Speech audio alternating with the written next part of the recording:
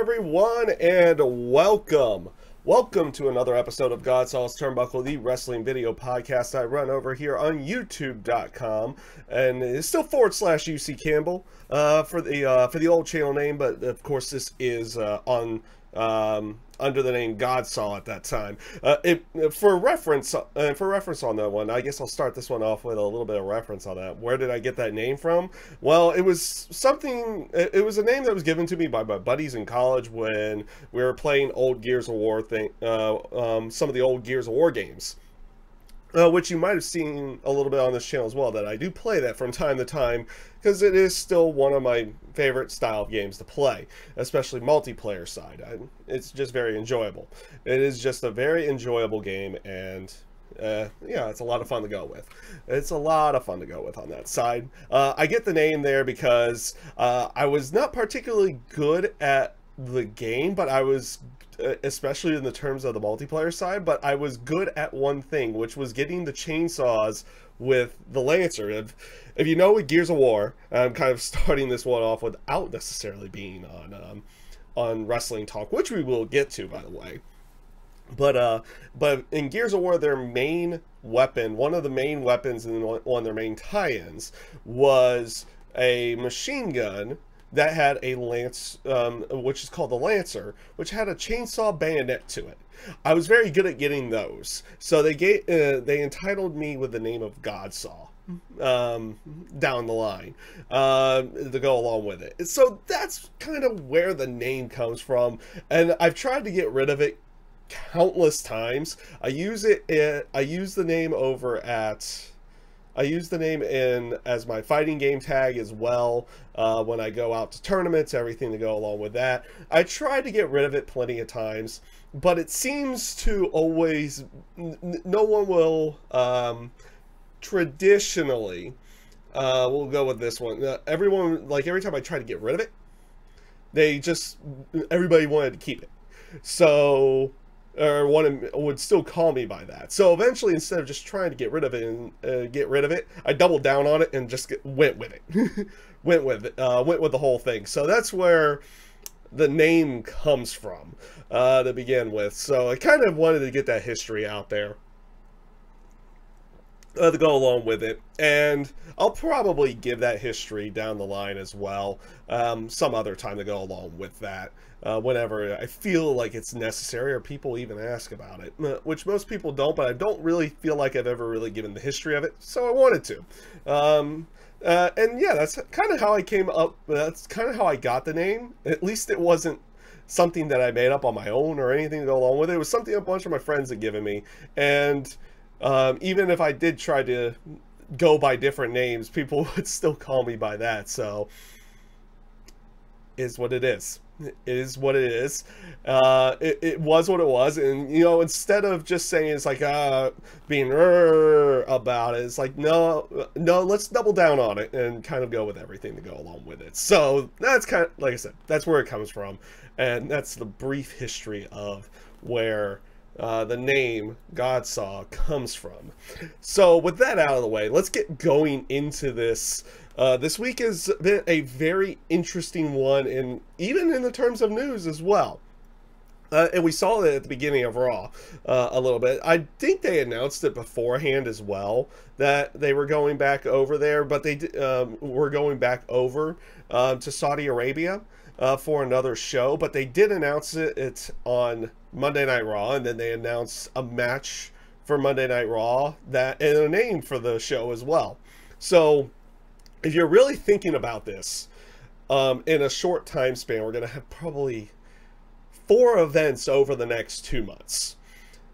So we've had like a kind of a lull between SummerSlam and then Hell in a Cell, and then there's going to be like this stretch of a fair amount of different pay-per-view style events, 2 of which could be mostly a house show, kind of, I don't know.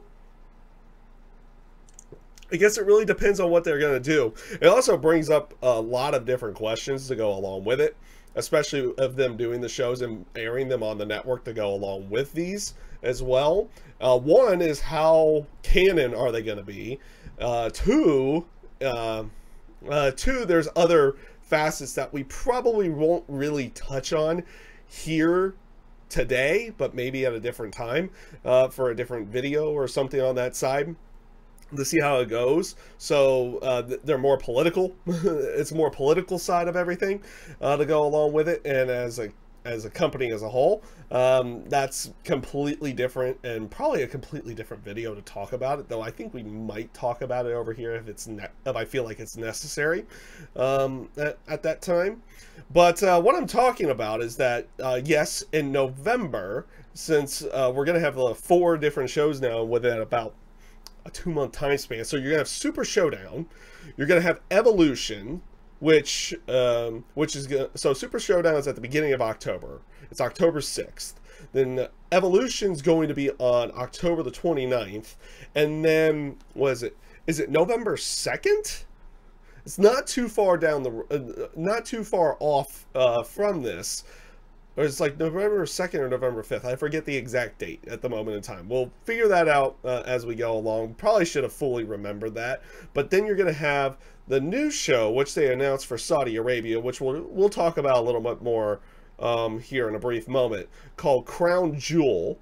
And then there's going to be Survivor Series more towards the end of November. So let's kind of dig into that a little bit more.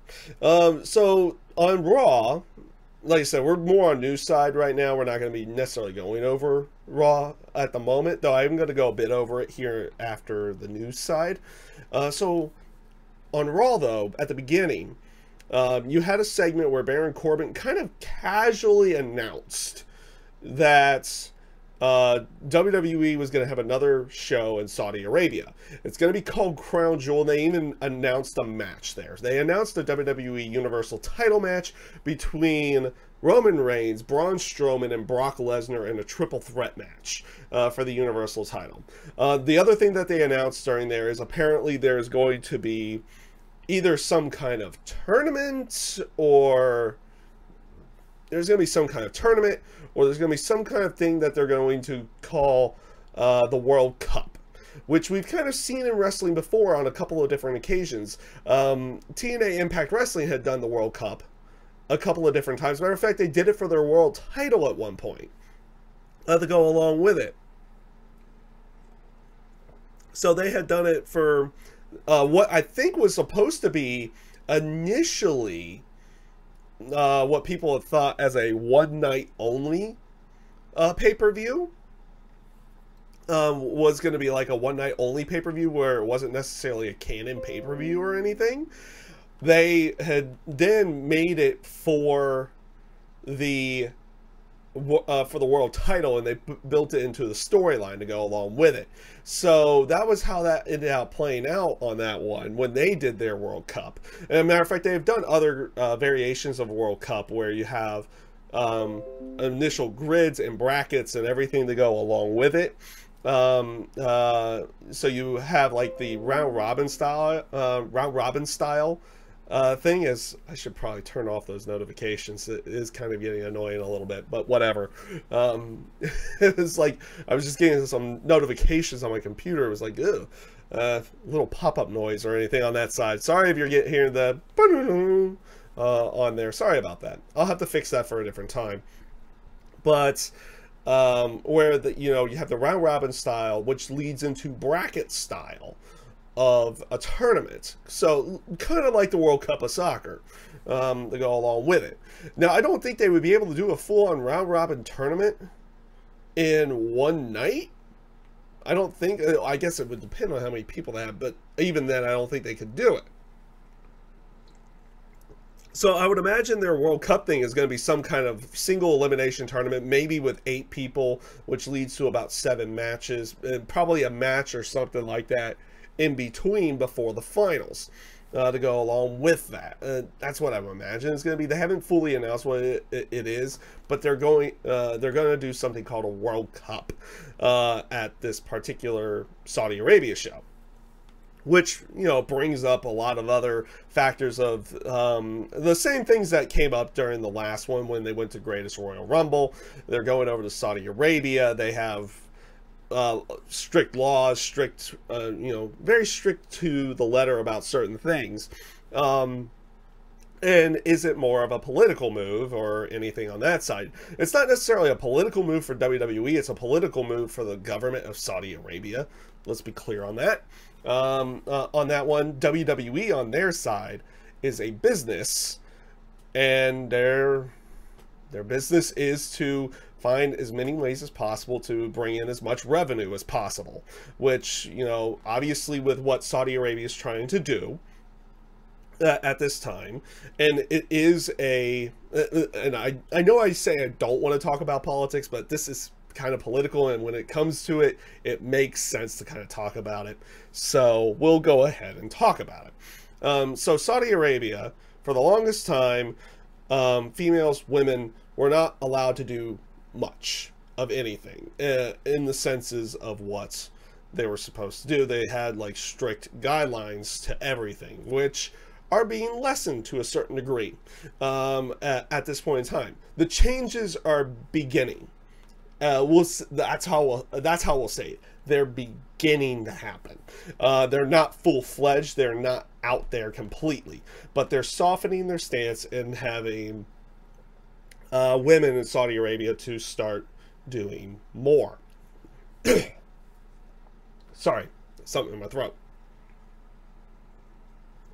But I guess the sense of it is like at Greatest Royal Rumble, that was actually one of the first time, which I find very weird to a certain degree, but apparently that was one of the first times, not the first time, but one of the first times,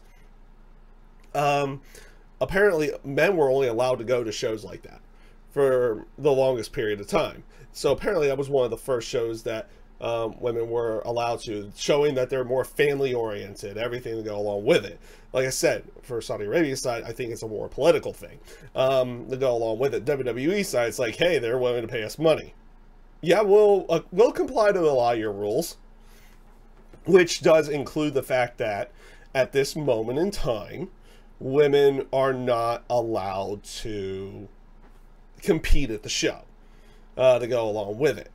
Like I said, the changes are starting, and that's the one thing I know about societal change. The one thing I've recognized about societal change is that it takes a long time to go about it. If you even take a look at US side to go along with everything, it seems like things are a lot better, but they're not perfect. They are far from perfect in any way, shape, or form. We're still working out kinks, even though we're trying to make everything as equal as possible. It's not fully there yet. And we've been working at that for decades, if not longer, to go along with it. I mean, it starts way back.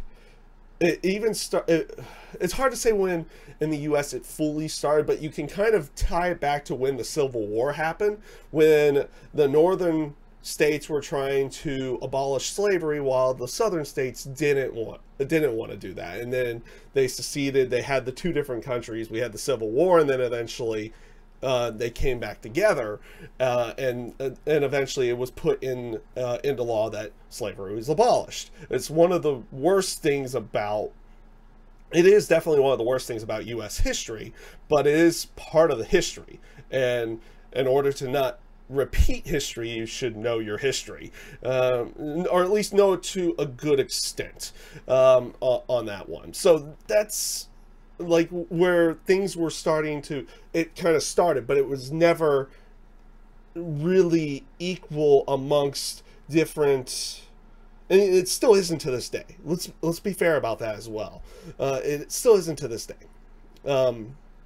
but it's not fully equal, but it's getting closer and closer and closer all the time. Things like that are now just starting in Saudi Arabia, between the government having the women do more things. As a matter of fact, they just started having them be able to get driver's licenses. For the longest time, they weren't able to have women there weren't able to have driver's licenses, things like that. So that's kind of where it is, and they have like strict religious laws that prevent women from competing over there. and also other facets to go along with it as well, with what they're allowed to wear, with what they're allowed to show, anything to go along with that. So so it is kind of a little bit of a political thing, which I always hate talking about, but it is what it is.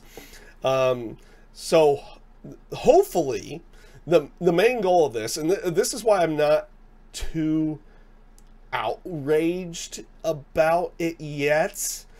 I'm gonna give it a few years really before I really like, okay, you guys really need to either find a way to get the females to compete on the show, or you need to stop doing this in some way, shape, or form, because societal change is as easy as it sounds. Just like, well, why don't they just have a women's match on there? It's like, well, it's not part of the society, it's not part of the culture, it's not part of this, it's not part of that at this time, and it's not as simple as a snap of the fingers. It's like, oh, we'll allow it, blah blah blah blah blah, on any of that area. So change like that takes years and years and years.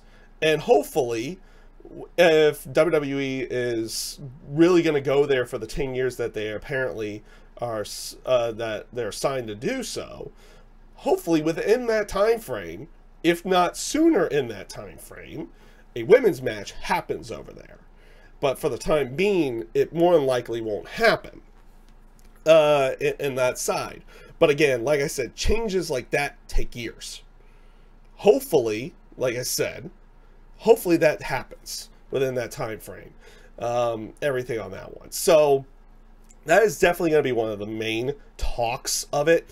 And like I said, I'm all for the whole thing that if Saudi Arabia is really wanting the change about how people perceive them and how they treat women and everything to go along with it, eventually they will soften their stance on that side. You kind of see it a little bit.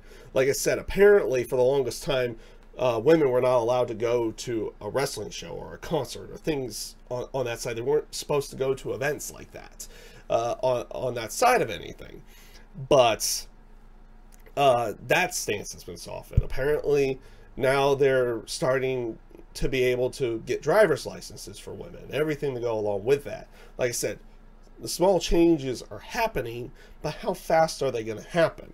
I don't think it's going to be as fast as what people think on that side. And it will be interesting to see, especially with how long WWE is supposed to be going over there for, which is supposed to be for 10 years. I didn't really talk about this too much at the Greatest Royal Rumble, but I am talking about it now. It'll be interesting to see if and when, hopefully hopefully it's more of a when, not if, in that 10-year time span, that they would be able to get a women's match in Saudi Arabia at that time. It'll be interesting to see. It'll be interesting to see where they go with it.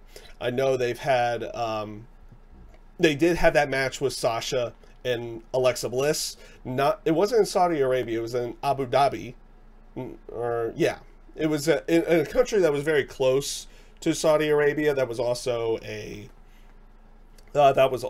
of Arab and Muslim religious beliefs and everything to go along with it. So so you see it happening in other countries. Hopefully it happens there as well to go along with everything. So we'll see how that one pans out down the line. I know there's always that stance of people who say that well, if they really wanted to make a statement, they would not go there until they allow it. But also, I guess this is the aspect of me seeing the business side of it as well. It's like, well, they are willing to pay them a bunch of money. It would behoove them to not go in some way, shape, or form. So hopefully that what we see with what they're doing with the Women's Revolution side throughout the rest of the world with WWE will eventually be taken and embraced there as well. That's the hope. That should be the hope, at least of the people who are watching, and hopefully that is the hope of the people up at the front offices in WWE as well, that obviously they want to make their money. Let's be fair about that. They want to make the money, but are they going to actually be a catalyst to implementing change like they said they want to do? And what's their game plan to do so? That's the main thing to probably take about that. Is like, what is the real intentions of this? Is it just the money, or is it really making the money but also wanting to implement change like they said they were doing, wanting to do from the get-go? But they haven't really given a game plan on that either. So it is what it is. It is what it is for the time being. That's what my hope is that they're wanting to implement the change, and help be a catalyst to change over there as well, on that side. And we'll see how everything ends out going in the end, of everything. So let's see what we have going on here. That was yeah, that it's always hard to really want to talk about that. The reason why I always deem it hard to want to talk about is because I don't really like getting into politics all that much. It's not fun. Politics are not fun in any way, shape, or form. As I'm getting a few things set up over here. I saw something pop up in there, but it didn't pop up in the actual chat, so I was kind of wondering there for a brief second. Sorry about that. Because talking politics is not fun, and what we're here to do is have fun. That's what this is supposed to be, is have fun. But when you have to talk a little bit seriously every now and again, you have to go that route. So let's get away from that side. We do have the whole aspect of WWE Crown Jewel. No, you're absolutely right. You're absolutely right. That's the it's going to be hard. It's definitely going to be hard on that one. Andre, I would actually fully agree with you on that. Andre in the chat popped in there saying that it's going to be a little bit hard, that they won't have the women there for the time being at these shows, but the game plan, I'm hoping, is that they'll eventually happen, and it will be a full co-ed thing to go along with that. And even then, even with everything else that they're doing, the fact that they are still doing this, they're going to eat a bit of flack for it, even though they push the women as just calling them superstars now. They're not one thing or the other. The fact that we have an all-women's pay-per-view, the fact that they are more than capable of main eventing normal pay-per-views with both men and women being there. Those things that they're doing are great, but they almost become mute if they can't do that there. But like I said, I know there are people that are completely outraged by the factor that they're doing this, but I also see, I don't know if you're there at the beginning, but I also see the fact that yes, they're getting more rights over there, but that those things are just starting, and to make change, real change, takes years and years and years. It's not an overnight thing.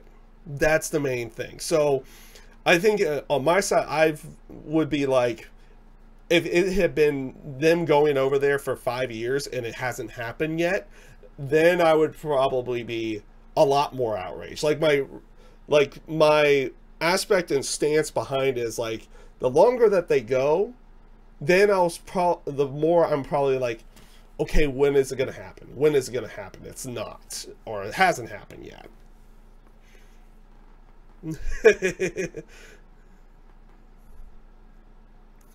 Oh no, you're absolutely fine. You're absolutely fine, Andre. As I do try to interact with my chat as it's going on. And it is smart for people to kind of stay away from it, but when it does come as part of what you're talking about, then you have to go that route. I don't like talking about it, but it's like I really don't like talking about it all that much, but it's definitely a thing. It's definitely a thing, and it has to be brought up from time to time. But like I said, over here on the channel, we're generally about fun. So, like I said, let's go ahead and get ourselves away from this, because there was some other aspects and other news that was going down this week. As a matter of fact, things that were changing WWE's Mixed Match Challenge. So Mixed Match Challenge is back. They started it last year with the winners being Asuka and The Miz, which they're going to be back in the tournament. First of all, they've changed it up. It's no longer single elimination. It's no longer a single elimination tournament. It is going to be a Raw bracket and a SmackDown bracket. So there's 5 teams in each bracket, and it's going to be a round-robin style tournament to start off, where the finals are going to end at the TLC pay-per-view. Now, that's going to be even more interesting to note that apparently, this mixed match challenge for this year, last year's it wasn't that canon. This year's it is, because they're ending it at an actual pay-per-view to go along with it. So they're going to have to implement that into storylines, and you're kind of seeing that already with Carmella kind of turning face. Well, not kind of, pretty much turning face really quickly and teaming up with R-Truth, because she is teaming up with him on the Mixed Match Challenge. So that's an interesting one to go. So they do air those Tuesdays after SmackDown. Now, the changes happened over the last couple weeks. One happened on Tuesday, right as everything was about to be going down. And two of the women are going to be out due to injury, and they've been replaced. One being Alexa Bliss. Alexa Bliss was slated to team with Braun, but apparently, and this one really, really sucks, and I've always said it, I'm not the biggest fan of Alexa Bliss, but an injury of any kind sucks, especially what could potentially be going on with hers. To go along with it, apparently they're playing it off right now that they're selling an injury from her match with Ronda at Hell in a Cell, but apparently the real issue is that she started having some numbness in her arm, which is not good. It's not good, because numbness in the arm in any way could actually be an indication of either a neck or a spinal issue. A neck or a spinal issue. If you're having some kind of numbness going through your arm and everything, and you're losing some feeling in there, that could actually be a neck or a spinal issue versus just an arm issue. So they pulled her out of this, and she's replaced by Ember Moon. And they had their first match on Tuesday. The second one was Sasha Banks. Right now they have her as an undisclosed injury, and just an undisclosed injury at the point, but it's still, they had pulled her out, and now she's not teaming with Bobby Lashley. Mickie James is going to be replacing her during the Mixed Match Challenge. So those 2 injuries actually really suck. Any injuries suck, really. Let's be fair. Anyone being injured sucks. In any way, shape, or form, fan of them or not. Hopefully that they will. Hopefully that their injuries are not that serious, especially with Evolution coming up in about a month. I know on Sasha's side they hadn't had her in a match quite yet, but they have announced that. But they had announced that Alexa Bliss was going to be going up against Trish Stratus. So hopefully both of them will be able to compete at the show. On that side of everything.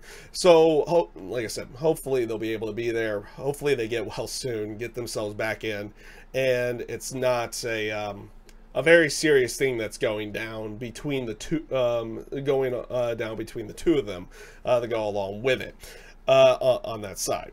So that was that bit of news on that one. So we'll get ourselves away from WWE news because before we get into Raw, SmackDown, and NXT, and Mae Young Classic, and everything to go along with that happened on WWE's side this week, let's talk about a little bit about New Japan. So New Japan, earlier this morning, I haven't gotten to see too much of it quite yet. I've seen a bit of the main event, which was really, really good on that side. And what else would you expect from Tanahashi and Okada? But it was Destruction, one of their Destruction shows that was going on this week and happening earlier this morning with Okada and Tanahashi in the main event, going in the G1 Climax winner. Being Tanahashi, he was actually putting up his title shot at Wrestle Kingdom in this match. Great match from both sides. Not too much. I can't really speak too much on it yet. It's been more reading than seeing on that one. But so this is kind of spoilers as well on that one. Sorry to not say that beforehand. But Tanahashi ends out winning the match on that side of everything and keeping essentially his title shot for Wrestle Kingdom. So it's still him versus Kenny Omega at this moment for the IWGP Heavyweight title at Wrestle Kingdom. But the other portion of the news, outside of having a great match on this one, was the factors of after the match. Kind of with the pun to go along with it, chaos kind of implodes a little bit on this one.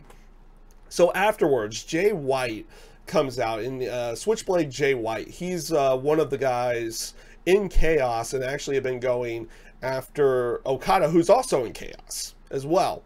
But he was also one of the only guy to actually pin Tanahashi in the G1 Climax.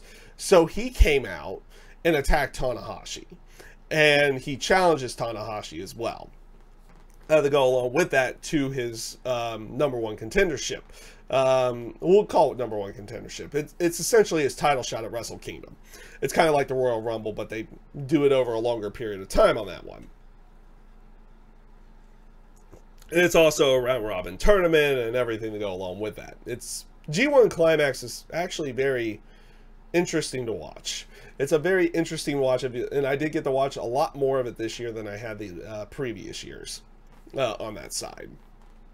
So that match is going to eventually happen. Probably, I think a lot of people are thinking at Kings of Pro Wrestling that match will happen.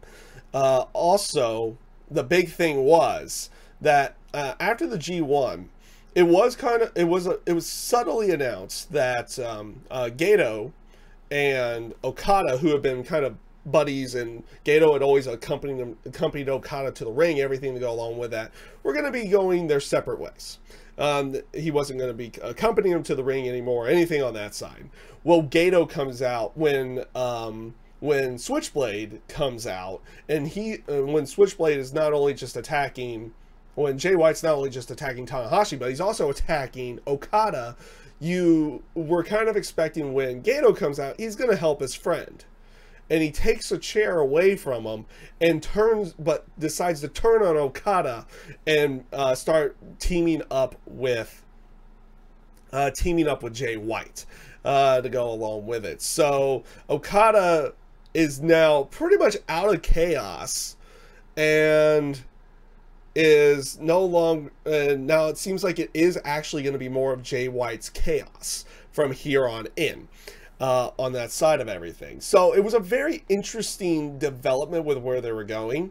More in the tradition of your traditional style turn on somebody. It's like, oh, they look like they're coming out to help them, but they don't. But you're kind of expecting, based off of their history and their storyline, that they would stay there and that they really hadn't had that big of an issue. But apparently what was said was a bigger issue than what most people were really going with. To go along with that on that one. So it was a very interesting one. I'm going to try to watch the show a little bit more and get to see everything, especially wanting to watch Okada and Tanahashi have a match. Those ones are always good, so So I'm looking forward to eventually at least watching that match and seeing how everything goes off on that one, on that side of everything. And also where they decide to go with other potential matches for Kenny Omega, what's going to happen with the IWGP Heavyweight title before Wrestle Kingdom, everything to go along with that, on that one. Because lo and behold, Wrestle Kingdom's not that far away. It's actually only about 3 months away now. That's crazy to really think about. It's only about 3.5 months away. So they're raring and ready to go for Wrestle Kingdom side.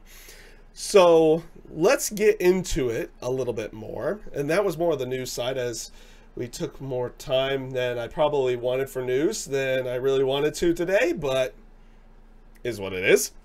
That's what happens when you talk politics. Things go for a long time. Again, another reason why to stay away from politics, everybody. So let's jump into it with Monday Night Raw. And on Monday Night Raw, which aired on September 17th, 2018, this was actually a fairly good show. I thought the show was fairly good, though you kind of saw a little bit of... you saw it be a little bit redundant in certain areas. With certain things, they're continuing on this thing with both Sasha Banks and Bayley, and this whole Dana Brooke going away from Titus Worldwide. Bayley and Dana Brooke had a match. It was a decent enough. It was a decent enough affair, with Bayley going over in the end, beating Dana Brooke on that one. So it's not faring so well for Dana Brooke's exit from Titus Worldwide. You also got to see a one-on-one match with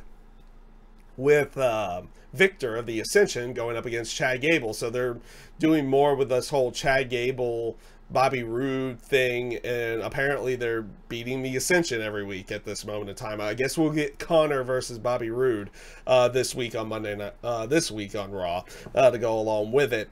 But a lot of this did stem through a lot with this Shield going up against Braun, Drew, and Dolph Ziggler. So you have Braun Strowman, Dolph Ziggler, Drew McIntyre doing their thing at the beginning of the show. Roman obviously started off the show as well. This is where they announced the triple threat match and everything for the Crown Jewel. They also got Baron Corbin in the making himself into a Universal title match, which is kind of you know, playing the role of a guy who is also a wrestler, but he has power as general manager. I'm shocked this didn't happen sooner in the terms of the storyline to go along with it. They didn't get himself into a title match sooner. But you even can play it off as like he kind of picked a spot after a Hell in a Cell match where really it was kind of weird that they threw that one out. Just thinking about it, it's like, if you really take a look at it, like Seth Rollins, Dean Ambrose, Drew McIntyre, and Dolph Ziggler brawled around and on top of the cage for a good 6 to 7 minutes. 6 to 7 minutes where like Roman and Braun were just down, not doing anything before Brock Lesnar even came out there and finished that match. So, and Roman wasn't even fully selling the match all that much either, to go along with it. Like Seth and Drew and it was like Seth and Dolph were selling that match a lot more throughout the entire night, which they had an Intercontinental title match as well. You're playing up Baron Corbin being kind of being good at what he does as general manager, and also being a guy who's like also being like your stereotypical heel, but also being kind of good at what his job is as well in other areas, where you can get, like, he goes off and says to Dolph on the backstage segment, is like, well, you can invoke your rematch clause here tonight. He's not here, and technically you wouldn't have to have a match and you would win the Intercontinental title. So because he was like, well, you're gonna have your rematch tonight, but Dolph is like, well, dude, I just went off that cage last night, what's going on? And then he makes mention of that. It's like, oh. And then of course Seth does come in and they have a match, and I thought it was a good match as well, with Seth keeping the Intercontinental title. And then you had Drew McIntyre going up against Dean Ambrose, and Drew McIntyre actually went over in that match. So the Shield members didn't all go over on this one. They did have Drew McIntyre go over on Dean Ambrose tonight, or on that night. And then the main event as well. I know I'm skipping over some of the stuff here, but I'm kind of getting to the main points of Monday Night Raw, as I did not necessarily take too many notes on Raw to go along with it. But like I said, overall I thought it was enjoyable. I did enjoy the main event. It wasn't the best match in the world, but it was a very enjoyable main event. And to be honest with you, I actually appreciated the way they went about with this, because you knew going into this style of match with the Universal title on the line, Baron Corbin and Roman Reigns, that Baron Corbin was not winning that Universal title. Not on Raw, and not over Roman. But how were they going to get out of this? And I appreciated the chaos. I thought their match before the chaos really started was a pretty decent enough match on that one. And then you had that, and then you had, you know, the aspect of Baron Corbin getting himself disqualified, but also like, it's like, crap, I just blew my and then that stroke of like that, almost that stroke of brilliance, or the light bulb went off in his head. It's like, I'm general manager. Restart this match as no DQ, and then Braun comes out, Drew and Dolph come out, and then of course Seth and Dean come out, and it was fun. It was a fun match, and how were they going to get themselves out of it? I thought this was a good way of going about that one. A good way about going about it. It was a scrum, and it made it look like it's like, oh wow, it's like that has to be the end, but it's not the end. And then eventually Roman does hit a spear and picks up the victory over Baron Corbin in what was a chaotic main event. And like I said, I appreciated the chaos, because it was kind of a reminiscent of what Raw main events could be at times, especially with titles on the line. They were chaotic. They were unpredictable to a certain degree. And they had you believing even just a little bit that maybe Baron picks up the title. It's like, wow, they went there. And I thought it was good. I thought it was good, an enjoyable main event. Also on the show, Nia Jax finally returned, which it was not really released on why she was out for so long, but apparently she had a knee injury and was rehabbing it for a few months. So now Nia Jax returned. She teamed up with Ember Moon to go up against Alicia Fox and Mickie James, with, of course, Ember and Nia Jax going over in this case because, well, when you're returning, you generally win. In some way, shape, or form. You will generally have your match won on that side. Overall, I thought Raw was pretty good. Yeah, I thought it was a pretty good show. I did not think it was that bad of a show, but it is still a slog. It's still 3 hours. Let's be fair on that one. It's still a 3-hour show, and we'll keep hitting that one down over the next 5 years to go along with that, when it's going to continue to be a 3-hour show because of their contract. Great. Great on that one, right? So, let's go, though, into a show that I thought was a lot better still. Even though I thought Raw was pretty good, I really did like SmackDown. SmackDown on September 18th, 2018. This was a really, really good show. I thoroughly did enjoy it. You started off with Miz TV. He hypes the Super Showdown, his Super Showdown match with Daniel Bryan being for a shot at the WWE title. So they are going to go with that and keep that as the stipulation, is that one of them is going to get a WWE title shot. He does this great hype job on who his special guest was going to be, and that he had to move. It's like he said he had to pull in a lot of favors and everything, and it turns out to be Maurice. It's like, oh, you had to pull out a bunch of favors for it to be Maurice. Okay, well played. I liked how they played it on that one.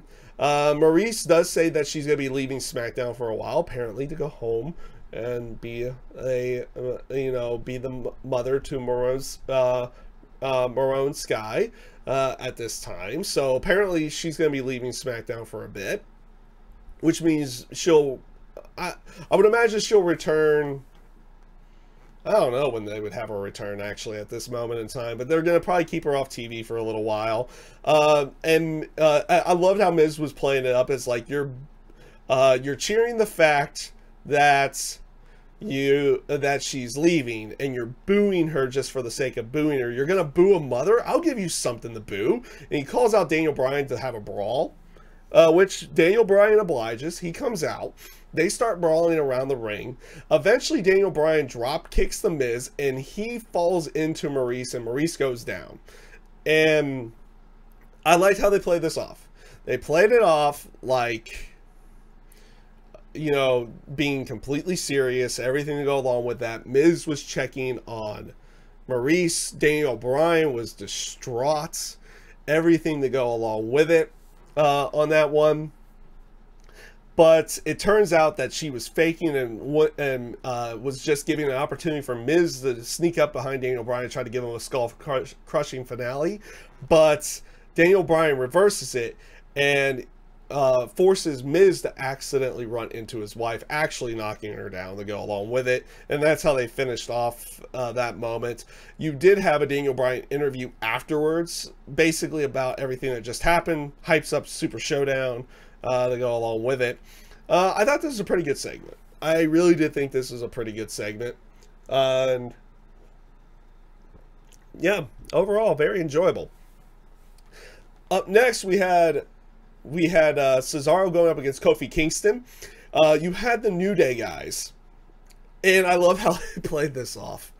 Oh my god, this New Day is great. Just New Day is great with what they can do, everything to go along with it. They essentially had, because they were trying to hype up Super Showdown, so they were essentially in Steve Irwin.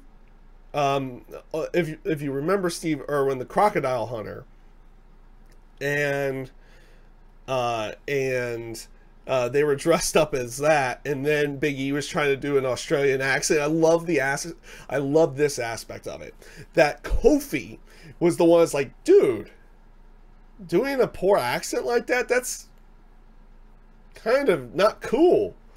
As the guy who is starting off with his career with a Jamaican accent to go along with it on that one. And they just played it off great. I loved how they played this one off. The match between Kofi and Cesaro was really good as well.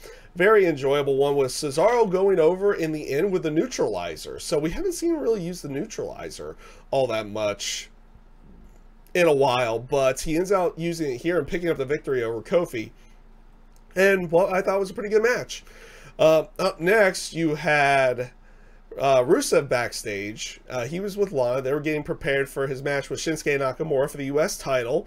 And Aiden English comes in. He's, trying to apologize for the week before, or for Hell in a Cell.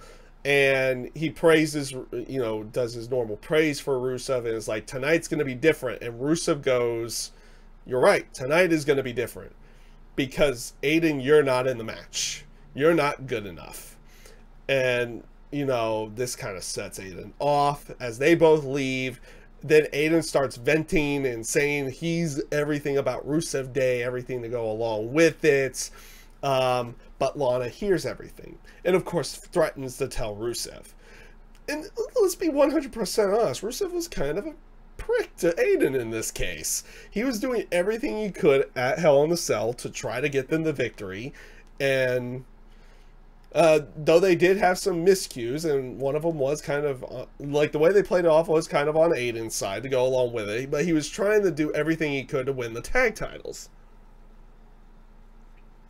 So that's what he gets in the end, and it makes you feel like he's unappreciative. And of course, Aiden wants to stop stop Lana from telling Rusev is like, sorry, I was just venting. It's, I'll do anything for you guys, everything to go along with it. And of course, Lana's like, I'm going to go tell Rusev. And I thought the segment was pretty good. That did lead to them, Lana trying to say something beforehand. But Russo's like, nope, got to worry about the match. Aiden, sorry, man, lead the way, type thing, to go along with it. Lead the way, let's go. Which we'll talk about here in a brief moment. Because before this, we had a couple of interesting segments. And by a couple, I mean really one interesting segment. But then we also had AJ Styles' interview about everything that happened at Hell in a Cell. So actually, before we talk about the Randy Orton thing, let's talk about that one. I like how they played it off. I like how they played off the AJ Styles interview, where it's like, yeah, he admits to essentially getting a lucky moment on that one. It kind of, the luck shined on his side that night, not on Samoa Joe's, to go along with it. And he still has the WWE title, and he's obviously looking to prove himself even more going into Super Showdown, where now they fully announced it, though they did kind of announce at Hell in a Cell that it was going to be no count out, no disqualification, there must be a winner, all that fun jazz to go along with it. And of course, he continually talks about having to face Samoa Joe, and then he goes like, but I'm getting ahead of myself because I have Andrade Cien Almas tonight, and the last time we fought, he almost beat me. So he got himself out of the interview by saying, he's like, now I have to go get my head right for this match and not be thinking about Joe. I liked how they played it off, everything on that side. So AJ Styles is coming off worried, everything to go along with it. I thought it was a great way of going and a great way of doing things on that side of everything for it. So really good way of going on that one. Now, let's talk about this Randy Orton a bit. So, Randy Orton's in the production truck. This was great. This is, like, you can tell Randy Orton's, like, having fun doing this. It feels like, and it does come off more natural to him, because he does come off as one of those guys who's, like, he's just like, yeah, I love this. I love being this guy who just tortures other people to go along. Like, that's literally his character, is torturing and kind of bringing out that side of the legend killer again. So he's in the production truck, and he has and the production truck has like all these different videos playing around of everything he had done to Jeff Hardy. But he goes up to the production guys like, pull up the footage. Why have you not pulled up the footage? And the tech guy's going like, well, it takes some time to get everything. And it's like, why haven't you pulled it up? Means, why is it not up here right now? And he grabs him by his neck, and it's like, you just hear the production guy go like, you're hurting me. And Randy just looks at him and is like, really? And he grabs him by the neck and is like, is that better?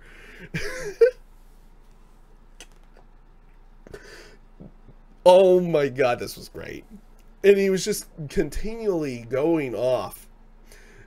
And, like, I would be scared of this guy. Randy Orton's a very scary guy in this one. Like, I would be very scared of this if he was around there. I could not imagine how the tech would technically feel if you were really getting this in real life. So the character that Randy's playing is perfect for him right now. He's like, oh, so it's like, oh, so you think that's bad? And then grabs him by the neck. He's like, that better? It just, it kills me. It's like, it's one of those bits that's like, that's great character work for him. And he goes on talking about it. It's like, and it looks like he's actually getting off on everything that he did to Jeff Hardy on that one. And it's like, he then explains to the tech guys like, yeah, you saw everything I did there to Jeff Hardy. That's going to pale in comparison to my next victim. And then goes off. This was some of Randy Orton's best work, period. That was absolutely fantastic.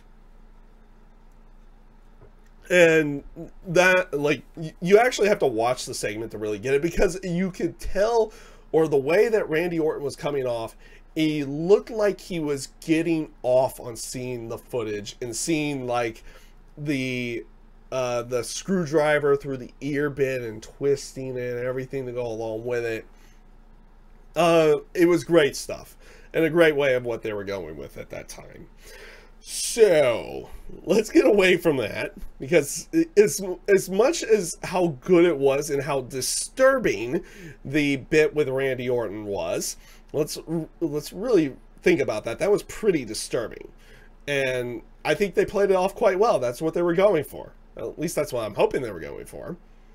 So let's go into the next one, which was Shinsuke Nakamura going up against Rusev for the United States title, and this was a good match. A very enjoyable match, and I love the little snippets of what they were doing throughout the match to go along with it. With, you know, basically Aiden leads the way, but you get like this death glare between Rusev, or not from Rusev, but from Lana and Aiden throughout like the entire match, and like, it's like, no, don't worry about it. It's all good. It's all good. And, you know, Aiden's trying to do Rusev Day chants over the microphone and everything to go along with it. Eventually, when it looks like Rusev's about to pick up the victory, he jumps up on the apron. This distracts Rusev. It's like, what are you doing? And he gets rolled up, and Nakamura picks up the victory. So, like I said, it was a very enjoyable match between both Nakamura and Rusev, and, you know, you had that little storyline element of Aiden to go along with it. After the match, Aiden decides to destroy Rusev, and by destroy, I mean like he continually hits him over and over and over with a microphone, to the point that the little flag that they have on the microphone that had Rusev Day on it, and literally fell off of the microphone. So he was kind of destroying the little pieces of Rusev Day flag to go along with it. And we have now hit that point of, now, well, we've Rusev Day in the terms of Aiden and Rusev is going to be over with. And I guess they're going to have a feud, and hopefully it's more than just a pre-show feud. But I would imagine it would be pretty much that, on that sense of everything, to go along with it. But who knows how that one would end up going on that side of everything. But overall, I thought it was some pretty good stuff. And now we've got Rusev and Aiden English. Hopefully we get some good matches out of that, and hopefully they do more with it than the do more than that to base, or like do more with them other than pre-show at this time. That's what we're kind of hoping for. Up next, you had Andrade Cien Almas going up against AJ Styles. This was a great match, and again, they both of them pull out a really good match here. Two of them work really well together on that side. AJ Styles does pick up the victory in this match after what looked like he was going for a pin attempt, what looked like it was going to be a pin attempt, but he deadlifts Andrade into a Styles clash to pick up the victory. To go along with it. Just good back and forth between the two of them.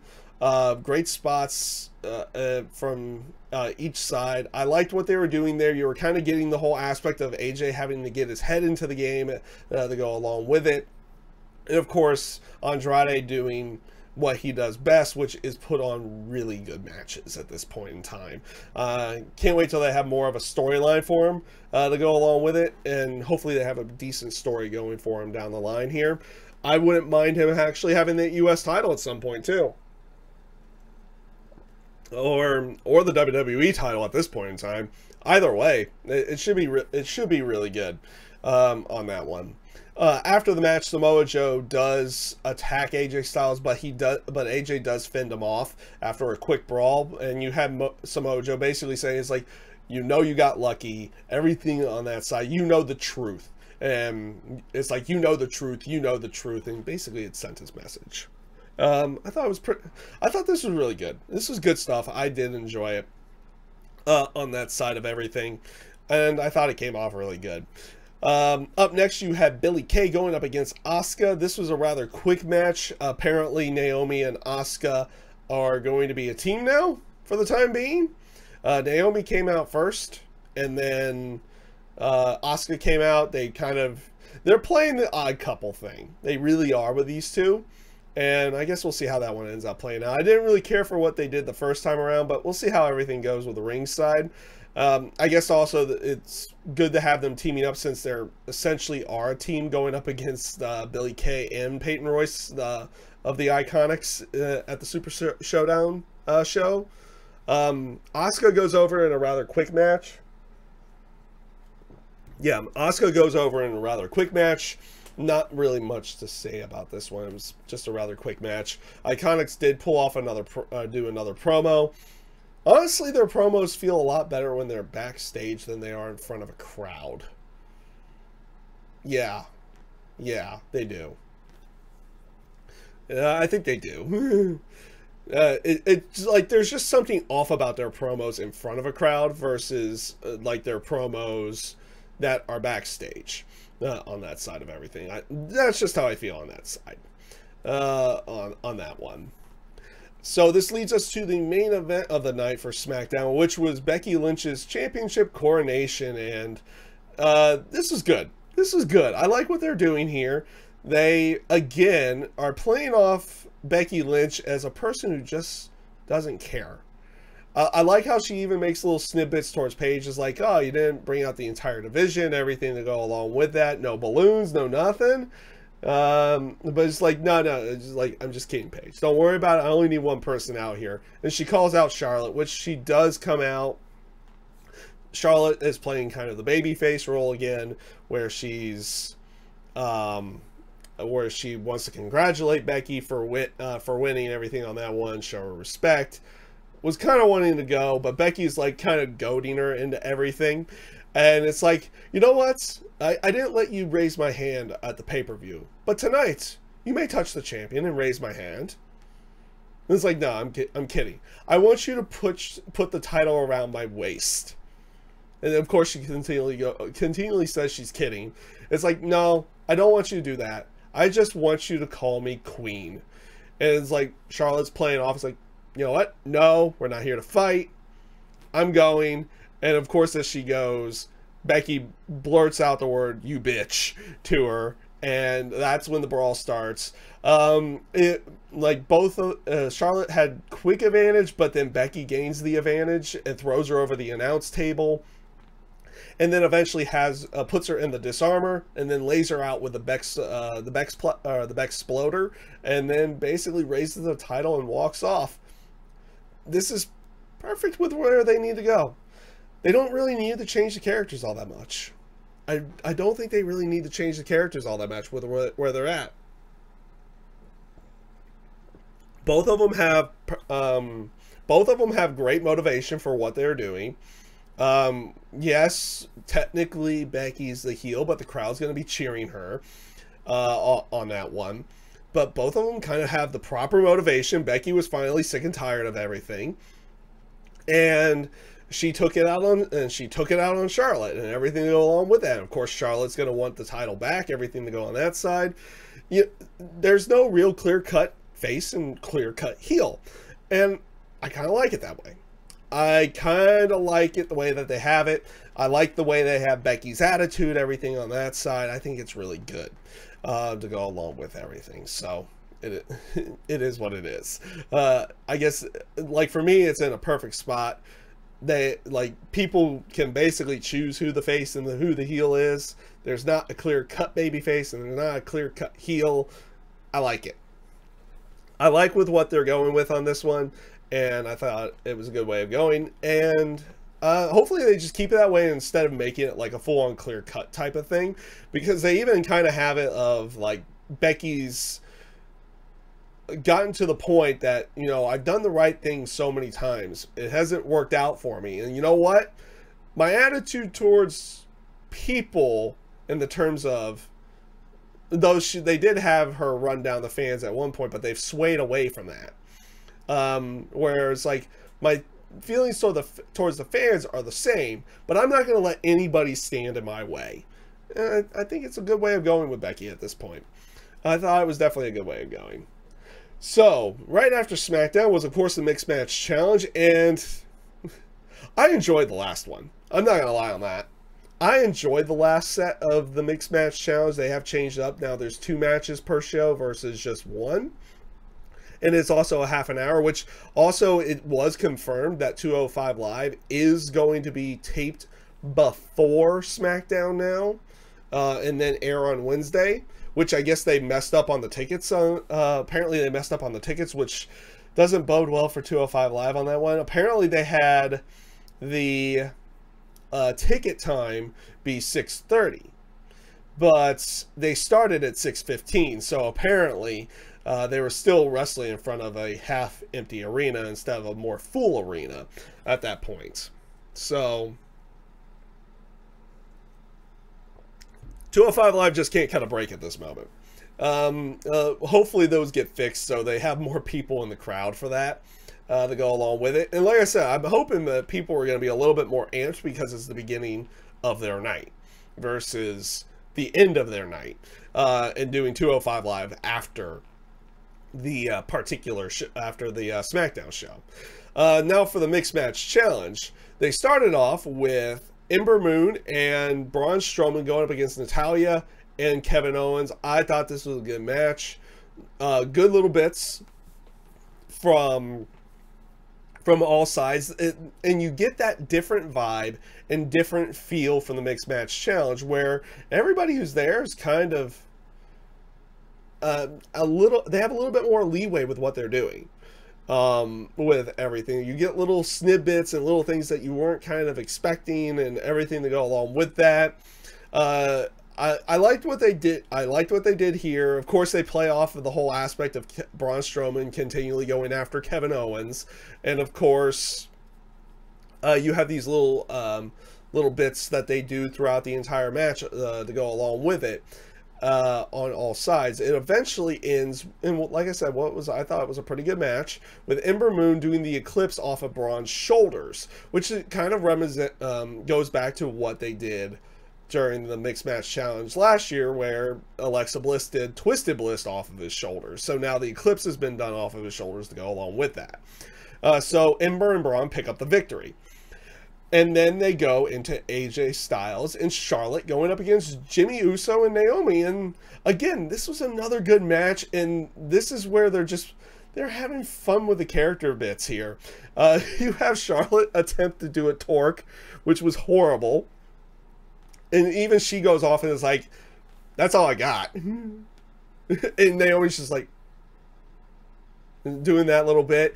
And you had the little snippet of Jimmy Uso, who was in the corner where Kevin Owens and Natalya were, and Kevin Owens had kindly placed like the cat ears that that Natalya always wears out to the ring onto the turnbuckle, but they were still there, and Jimmy Uso finds them and then just puts them on.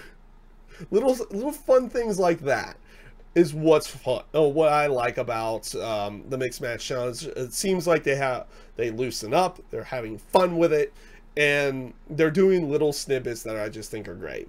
And on this one, in terms of the winner, AJ Styles and Charlotte pick up the victory on this one. What I thought was a fun match was Charlotte putting the figure 8 on Naomi. Mixed Match Challenge I thought was fun. The first week I thought was fun. We'll see how the rest of them end up going on that side of everything. So let's head into NXT, which aired on September 19th, 2018. They started off the show with what I wish they would start off Monday Night Raw with, or even SmackDown to go along with that. A wrestling match. That's a novel concept. Maybe every now and again start with a wrestling match. I'm looking at you, Raw and SmackDown. Start with a wrestling match for once.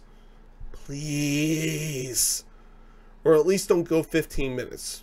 That's more on Raw than it is on SmackDown. It's like, or don't have your first promo be like 15 minutes, like it is every week. That's right. The little things that I wish would change up every now and again. It's like, okay, if you have those long segments at the beginning, every now and again, that's fine. But also, maybe start with a match every now and again as well. Change it up. Don't make it so formulaic. That's how I feel. Monday Night Raw and SmackDown to its own degree as well. It's like, here's your formula. Make everything work. Well, why don't we change up the formula every now and again and see if it's a little bit different feeling or something along with that. But like I said, they started off with a match. It was Dakota Kai and Deonna Purrazzo going up against Lacey Evans and Aaliyah. I thought this was a pretty decent match with Lacey Evans and Aaliyah picking up the victory.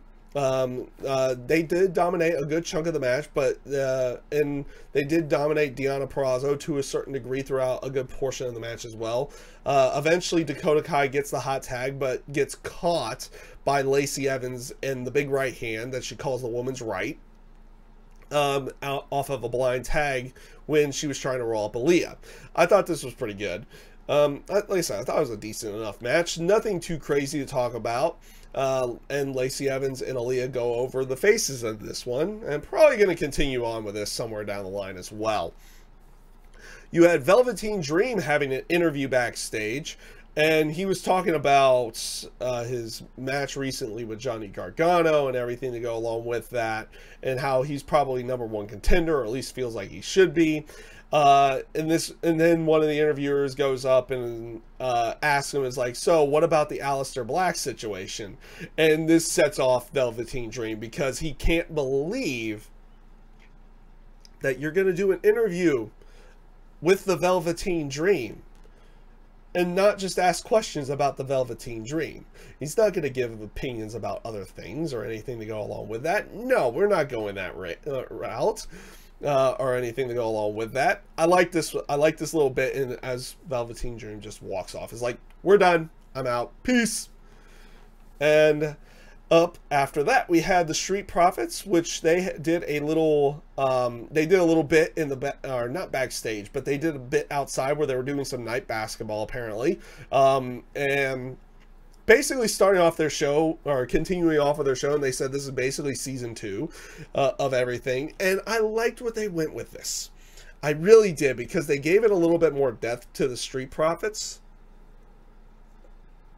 and what everything is about them, because it's like what the person behind the camera, which I would imagine was Bianca Belair on that one, asks, it's like, why were you so mad about the Mighty taking your chains? And they're like, chains, they're not just chains, they're our symbol of like us having to fight to get successful and everything to go along with it. That's why we're angry, and angry about it, everything to go along with it. I like that they were showing some more depth and more character to it. It was a good way of going. Up next, you had a Bianca Belair promo about Nikki Cross. And I like the little bit that they were going on there. It's like, yeah, she wants to fight Nikki Cross again. And she's like, and because I'm undefeated. And then says it again and goes, you know the rest, and walks off. And it's like a little bit of hesitation to it, knowing that if she does fight Nikki Cross again, it might not end so well on that side. Up next after that, you had Humberto Carrillo going up against Jason Riker, and this was basically a squash match. Nothing much to it. Nothing much to it on that side. A squash match with Jason Riker going over, formerly Gunner, or that was his name when he was in Impact Wrestling as well, to go along with it. Now he's going by Jason Riker. I guess it's not a horrible name. Eventually he'll just be called Riker, I think. Eventually it's like he'll go like they'll have him go up to the main roster and he'll just be known as Riker, which is always the funny thing. I know it doesn't always happen, but that's always the joke, is like, if you have 2 names, be careful, you might just have one afterwards to go along with it. But not much really here. Jason Riker goes over with the goes over in the match in what was basically a squash match. Candice LeRae was backstage getting interviewed by Regal about the attack, and so it basically is like giving the whereabouts, everything to go along with that. It's like, is there anything else you can give us? And basically she's like, well, sneak attack, this. Who do you think that sounds? Regal goes off and is like, well, we've already questioned Tommaso Ciampa, and there's no evidence that he did the attack. And then Regal goes off and asks her, where was Johnny? Was Johnny around you when the attack happened? And she basically says, well, Johnny said for me to wait, or asked for me to wait for him. He had something to take care of in the locker room, and they separated, and then I saw him a bit later. Which makes everybody kind of think, is like, was Johnny Gargano the one that actually did it on that side of everything? That's the interesting little snippet to that one. Regal's not getting any closer to finding out who actually did it, though, at this point in time. And I know they did just do some NXT spoilers, but I'm not going to go over those. When it comes to the NXT side, we don't necessarily release the spoilers. I just kind of go over the shows as they happen. I try to avoid the spoilers on those ones. Like, I personally will look at them, but I avoid saying them at that time, because I know some people don't like spoilers. Like, I'm a person who doesn't necessarily hate spoilers, but I don't necessarily hate them, and actually I'll probably go out of my way to see them, because most of the time spoilers are like, okay, this person won, this person had an interview, this person, and it was just match results, really. It wasn't everything that you would really see on the NXT show to go along with it. So it is what it is at that time. So let's head into the main event of NXT this week, which was Ricochet going up against Peter Dunne. And this was a great match. There's nothing more to say, but this was great. Yes, the match doesn't end in like an actual winner, but the stuff leading up to what happened at the end was absolutely fantastic between the two of them. Just great overall work. Both of them fighting for their titles, but also wanting to win the other title to go along with it. So you had the North American title going up against the UK title. Both guys just going all out in the match. Just fantastic match, which ends in disappointment because, well, the Undisputed Era runs out and attacks both of them, ending the match in a no contest. And as they're beating them down a bit, the War Raiders come out and chase them off, leaving them in the ring, which is kind of probably where we're heading to, which is going to be some kind of War Games match. I would imagine a War Games match going into Survivor Series weekend between, I would imagine it's going to be Undisputed Era going up against Ricochet and the War Raiders, unless they do the tag title match there with Undisputed Era and the War Raiders. Then also going up against Pete Dunne and British Strong Style, essentially. Pete Dunne, Tyler Bate, Trent Seven. I would imagine that would be the War Games match, if that's where they're going with it. At least it would make sense for it to be that on that one. But overall, that was fantastic. The match itself is fantastic. So to finish off the show today, we are going to go over the Mae Young Classic, Episode 3, and this was probably one of their better shows so far. I would definitely say this is one of the better shows so far on this one. The first round matches have been rather quick. They've been rather decent, but they haven't been overly great. Outside of Mako Shirai and Killer Kelly's match, that was... we have Mako Satomura versus Killer Kelly. I had Mako and Io Shirai put together there for a brief second. Their match was really good in the first episode. The second episode, so far we've seen decent to good matches, but we haven't really seen really good standout ones. And we had some really good ones in this one. They started off the show with Caitlyn going up against Davi.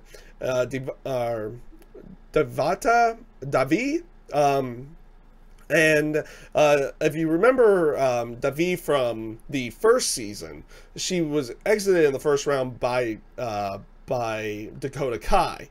But one of the big things about that, which is kind of crazy to think about, is that her video of that match has gotten like 35 million views on YouTube, like more than what anybody else would have on there, and it would be in that one particular match to go along with it.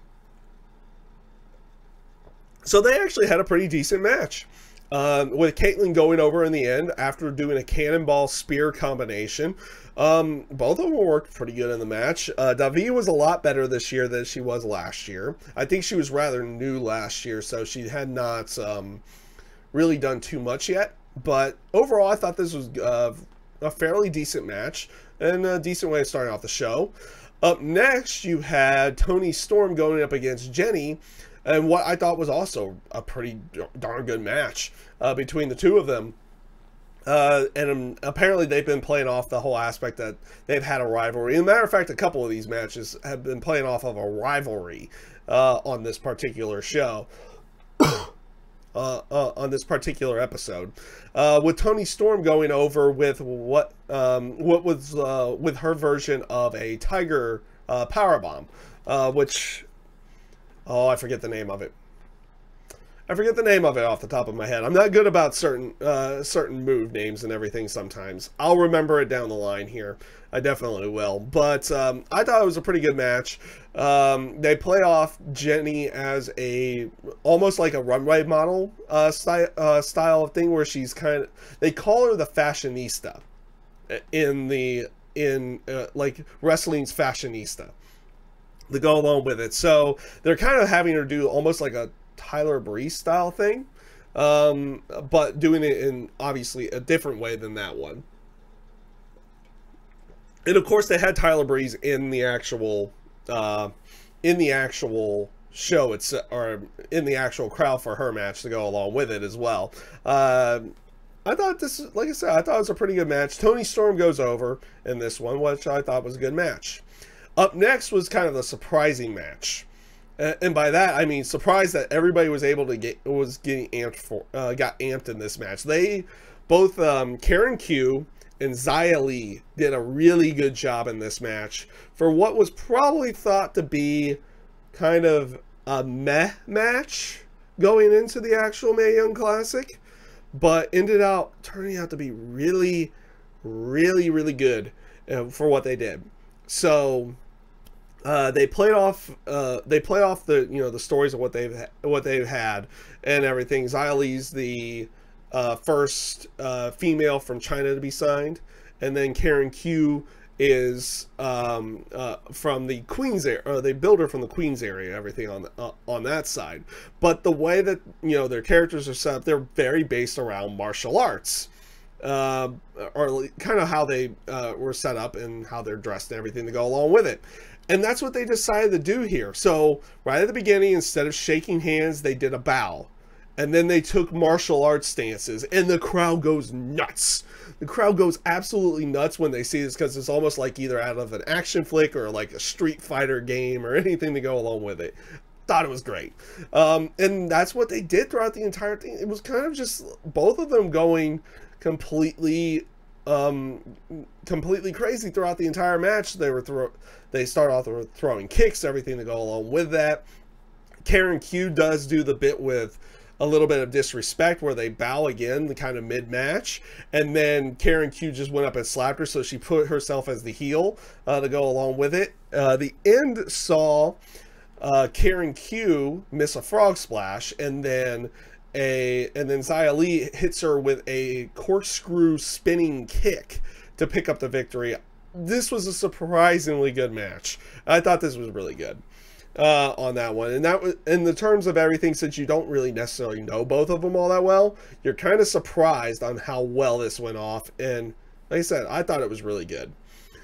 So this leads us to the main event, which was a great match between Allison Kay, formerly known as Sienna from Impact Wrestling, going up against Mia Yim.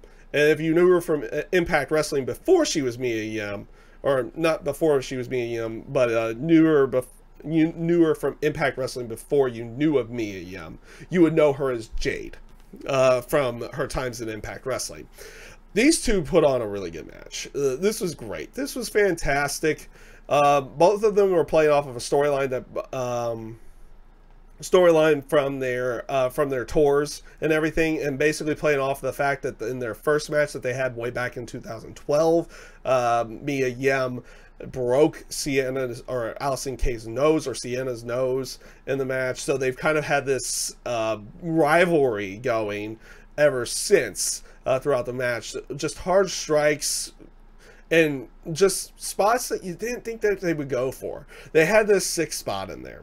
So they're on the outside. Allison Kay gets set up, or has been set up on the ring post, and Mia Yim goes for a chop, and she cracks her hand on the ring post. So Allison gets out of the way. Mia Yim cracks her hand on the ring post. They play off of that for a little while. Both of them just striking throughout the entire match. Moves that they were pulling off in the match as well.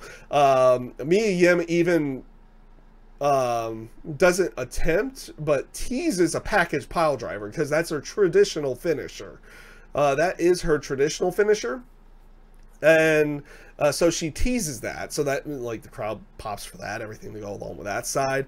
I thought this was great. And then they did have Mia Yim go over in the end on this one, so she does get to advance further. She goes on further on, but this is by far one of the better first round matches. That was by far, out of the first round matches, one of the better ones. I thought it was great. It was a great thing to have that as the main event of that show. This was probably the best episode they've done so far of the Mae Young Classic this time around for the season 2. So yeah, overall, I thought it was a really good show. Again, we're still seeing decent to really good matches, and we did get those. We do have a couple great matches in there. Mia Yim and Allison Kay this week, I thought they were really good. Mako and Killer Kelly was great. That might be the best one. It's kind of a toss up between Mia Yim and Allison Kay versus Mako and Killer Kelly on that one. So yeah, overall, I'm kind of enjoying. I am enjoying the mixed match. I'm saying that, but I'm enjoying the Mae Young Classic as well this year. I thought this episode was probably their best showing so far on that one, and yeah, we'll see how everything goes. I know we have Io Shirai next week for the Mae Young Classic, and it should be a very good. I think it should be a very good episode. I really, really do. So that is basically everything I've got for you guys this week. Sorry for the elongated variation with the political stuff beforehand. I don't typically talk about it, but when it comes to things that you're talking about and then they just kind of fall in there, you kind of got to talk about it from time to time on that one. So, like I said, traditionally we avoid politics here at on the show. So sorry that happened at the beginning of everything. Kind of a overview for you with the YouTube channel as well. At this point in time, I don't think I'll do a weekend preview. So if you do really want to continue watching with this one, kind of expect to see what you'll be seeing coming your way over the next week. I've been kind of working on this a little bit, and I think I am going to release my Shadow of Tomb Raider. I've been starting over on my on the other streaming site to go along with that. The Shadow of Tomb Raider. Like, I do more of the podcast, like I do this and more vlogging type things in terms of streams here on this channel, while video games happen on the other one, which the link is in the description. The link is in the description if you do want to watch gameplay side of everything. But I will be releasing that over here. You'll get to see how bad I am at those games. At this point, I think I've done about 7 hours. I've played the game for about 7 hours. I don't think I'm actually 7 hours into the game, though, on that one. You'll get to see how bad I am at certain games like that. And you'll be seeing those probably start coming up to the channel here very soon, hopefully Monday, if not starting Tuesday. and we'll hopefully be able to continue on with that as I continue on the playthrough over at the Twitch page. I'll go ahead and say it, Twitch page. Like I said, the links in the description. Don't let YouTube know. Oh wait, I'm doing it over their actual thing. Oops. Whoopsies. But yeah, that will be going on this week. I think, what is it? Also, I think we'll probably try to get some Rocket League going again, because that game's fun. It just is. And we'll see where everything else goes and what other content I'll be able to get out for you guys. There's a couple things that I have recorded that I want to actually get going as well on that one for the channel. And we'll just see how everything goes off in the end. So, with that being said, that is everything I have for you guys this week. Again, I'm sorry about the politics at the beginning of the show. It's not a thing I necessarily like to do or anything on that one. But it is what it is sometimes. So, with that being said, everybody, I thank you guys for tuning in. For anyone who tuned in live, of course I thank you guys for tuning in and watching live. And for anybody watching later, I also thank you guys for watching. And I hope you enjoy everything. Peace out, take care, and have a great rest of your evening.